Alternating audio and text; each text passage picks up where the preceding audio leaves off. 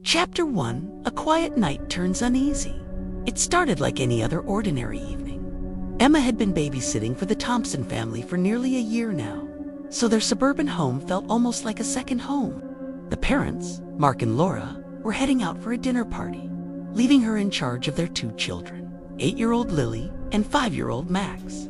Emma was used to the routine, the hum of the refrigerator, the soft creaks of the hardwood floors, the muted sound of the TV in the living room, but tonight, something felt off. The front door clicked shut behind her, and she double-checked that the locks engaged. The house, normally filled with warmth and the smells of home cooking, smelled faintly of something else tonight. Something faintly metallic, almost like iron mixed with dust. She shook it off. Maybe it was just the late summer air. The children were easy enough to settle. Lily wanted a bedtime story, and Max insisted on a nightlight glowing in the shape of a dinosaur. Emma tucked them in, kissed their foreheads, and whispered the usual, "I'll be right here if you need anything." Then she went to the kitchen to make herself a cup of tea. That's when the first small thing happened. The sound of a soft thump came from upstairs, the kind that could easily be explained by a settling house or by children fidgeting in bed. But the timing was off. Max and Lily were already fast asleep, their breathing steady and even. Emma poured hot water into her cup and stirred absent-mindedly, trying to dismiss the noise. But then another thump, sharper this time, came from the same direction. She froze. Her heartbeat quickened. She placed the mug down, careful not to spill, and crept toward the hallway leading to the staircase. The air felt heavier now, almost thick, like the house itself was holding its breath. As she reached the top of the stairs, she noticed the hallway light flicker once, twice, and then settle. Shadows danced along the walls, though the windows were closed and the curtains were drawn tight. Emma's phone buzzed in her pocket, a notification from the Thompson family's home security app.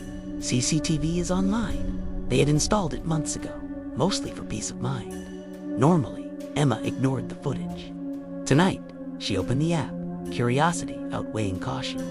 The main camera in the living room displayed a static view of the furniture, the TV casting a dim blue glow. Nothing unusual, but then the camera panned slightly, a feature she hadn't noticed before, and caught a faint movement near the staircase. A shadow that didn't belong to any of the children. Emma's stomach dropped. She squinted at the screen. At first, it looked like her imagination, a trick of the low light. But then, the shadow shifted again, subtly, deliberately. Not like a child, not like a pet. Her heart thumped louder.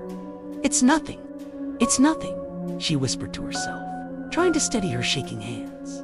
She moved closer to the screen, zooming in, and then she saw it, a figure, indistinct at first, but tall, standing just beyond the staircase railing, barely visible in the dark. Its shape was vaguely human, yet there was something wrong about the posture, the way it leaned, the stillness. It was staring toward the hallway, toward her. A cold sweat broke over Emma's skin. She looked back toward the children's rooms, still asleep, still quiet, but the uneasy feeling gnawed at her. She couldn't shake the impression that eyes were on her from somewhere she couldn't see. The sound came next to low, almost inaudible humming, like someone was standing at the top of the stairs, just beyond the edge of hearing. Emma's throat went dry. She wanted to call Mark or Laura, but the rational part of her mind said, "Don't overreact. Maybe it's a reflection. Maybe it's a trick of the camera." She tiptoed back to the living room, keeping her gaze on the live feed. The figure was gone. She exhaled, relief washing over her, though it felt shallow, temporary. Then the CCTV camera in the kitchen flickered. The feed showed something impossible. The back door, which she had locked herself, slowly creaking open. There was no wind. The children's rooms were quiet. No one should be there. Emma dropped the phone. Her teacup toppled, shattering on the floor. The sound was deafening in the silent house. She froze, waiting for a response, a sound from downstairs. Anything, but there was nothing. Her instincts screamed at her to leave, to grab the children and run. But she was rooted to the spot, caught between fear and disbelief. A series of knocks echoed from the kitchen door, soft, deliberate. Emma's mind raced. She knew she hadn't heard the door handle turn, hadn't seen a shadow pass through the hallway. And yet the knocks continued, rhythmic, almost taunting. With trembling hands, she grabbed a flashlight from the kitchen drawer. The light cut through the darkness, illuminating the familiar surroundings in stark, white clarity. Everything seemed ordinary until the light hit the back door. It was slightly ajar, though she was certain she had locked it. The doorknob turned slowly, as if guided by an unseen hand. Emma's breath hitched. She backed toward the stairs, realizing she wasn't just scared. She was trapped in her own house, watched by something unseen, something patient. The CCTV app buzzed again, a notification from the upstairs camera. Motion detected. Emma swiped to the feed. The shadow from before had returned, standing just inside the children's bedroom doorway. It didn't move, didn't make a sound. It simply watched. A whisper of movement upstairs. The creak of floorboards made Emma's stomach twist. The children stirred slightly in their sleep, murmuring, oblivious to the presence that Emma could not ignore. She wanted to scream, to run, to wake the children, but a paralyzing dread held her in place.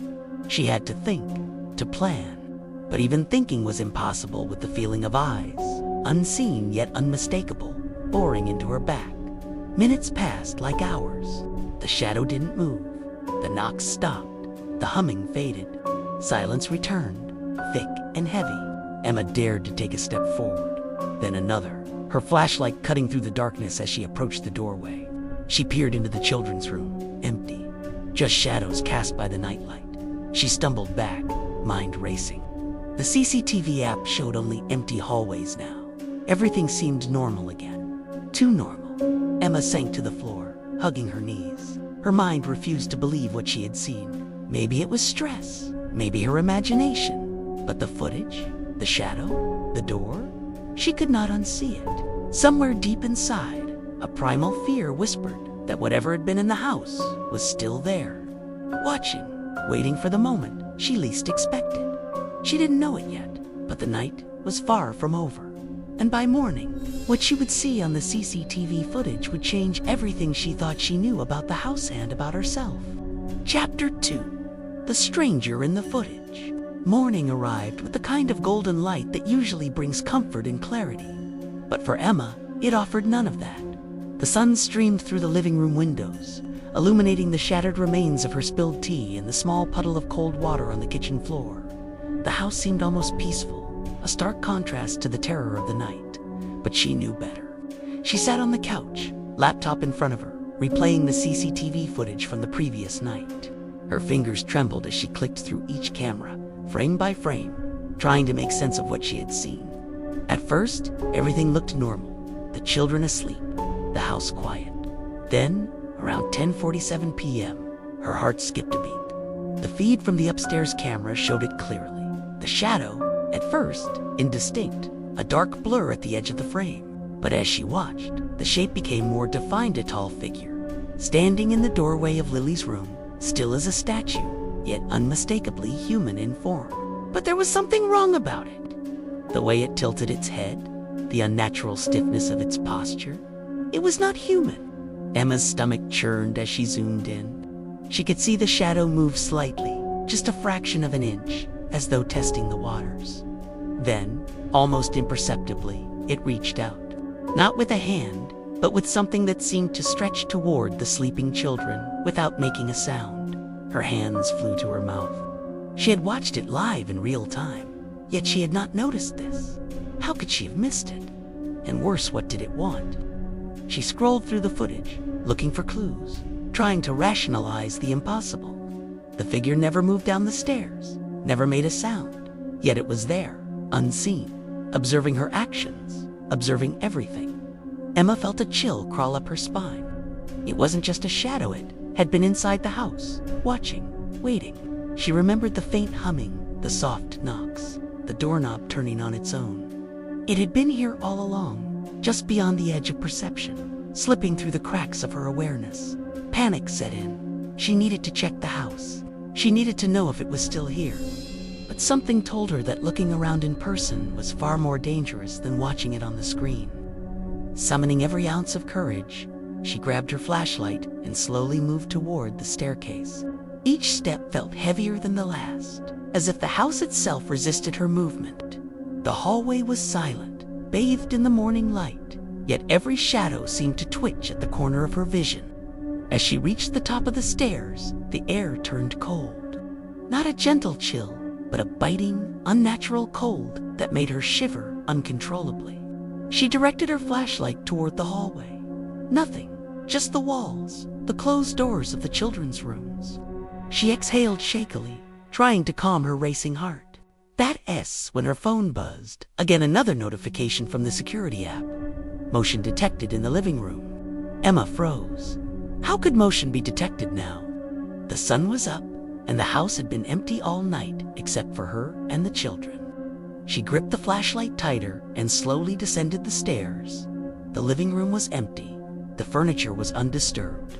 The TV flickered as it always did, casting faint shadows across the walls. But something in the corner of the room caught her Aja figure, reflected in the glass of the picture frame by the staircase. Her breath caught in her throat. It wasn't there when she looked directly at it, but the reflection. It lingered, a dark, hulking shape standing just beyond the edge of light. Emma stumbled back, nearly tripping over the edge of the rug. The figure didn't move, didn't make a sound. It simply observed an invisible predator in a place that should have been safe. Her mind raced. She needed to call someone. Police, neighbors, anyone? But as she reached for her phone, the figure vanished. Just like that, gone. No trace, no indication it had ever been there, except for the creeping, insidious fear that it was still watching. She returned to the laptop, desperate to see more of the footage. That's when she noticed something chilling: timestamps she hadn't observed before. Every hour, the figure appeared in a different room, sometimes lingering just at the edge of the camera's vision, sometimes stepping closer to the children's beds. It moved silently, invisibly in real time, yet clearly visible when replayed. Emma's hands shook. She realized, with a terror that stole her breath, that this wasn't a one-time occurrence. The figure had been there before she arrived, maybe even before the Thompsons moved in. And the footage suggested it had an awareness, a patience, a deliberate intent that defied all reason. She scrolled through the night again, noting small details she hadn't seen before. A shadow passing under the doorway, a hand barely visible at the edge of the frame, the soft creaking of the floorboards that never appeared on the live feed. It was like watching a predator rehearse its hunt. And then, the unthinkable. At 11:32 p.m., the figure moved toward the children's bedroom. The camera caught it clearly, stepping into the hallway, the dim light glinting off what looked like a mask score, maybe a face twisted beyond recognition. Lily stirred in her sleep, murmuring, but the figure paused, almost watching her, then withdrew silently. Emma gasped. She had imagined confrontation, fear, maybe a fleeting glimpse, but this was something else entirely. Something deliberate, something with patience. It didn't need to rush. It didn't need to frighten her openly. It existed in the shadows, learning, observing, waiting. Her heart pounded as she replayed the final segment of the night. The figure's last movement, standing just outside the front door, facing the camera directly, head tilted unnaturally. And then, as if acknowledging her presence on the footage, it vanished. Emma sat back, trembling, unable to tear her eyes from the screen. She knew she couldn't stay in that house another night. Not after what she had seen. Not after realizing that the children had been unknowingly watched by something utterly inhuman, something patient and calculating. Mark and Laura arrived home later that morning, cheerful and unsuspecting, carrying shopping bags and laughter. Emma wanted to tell them everything, show them the footage, demand that they leave the house immediately, but the words stuck in her throat. How could she explain the impossible? The footage, the shadow, the silent terror that had stalked the night. They wouldn't believe her. She packed her things quickly, nodding politely as the Thompsons chatted. Her hands were clammy, her mind still racing with images of the shadow, its cold, calculated presence. As she stepped out into the sunlight, she glanced back at the house. For a brief second, she swore she saw a figure in the upstairs window, just standing there, watching her leave. Emma never returned to babysit for the Thompsons again. The footage, however, remained. She had copied it onto a USB drive. The images burned into her mind. She would watch it again, sometimes, unable to resist the pull of the unknown. And every time, she saw something new: a movement, a shadow, a detail she had missed before. She understood now.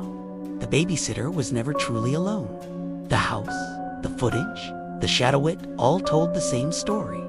Someone, or something, had been there all along, patient and unseen, waiting for the moment it could reveal itself. And maybe, just maybe, it was still there. Emma's warning to herself and anyone who might watch that footage one day. Some things are never truly gone. They linger in the corners of your home, in the periphery of your vision, in the silent spaces between reality and what should never exist. She left the Thompsons' driveway with a sense of finality, but deep down, she knew that shadow was out there, waiting, watching, always waiting. The footage was proof, terrifying and undeniable. The babysitter was never alone.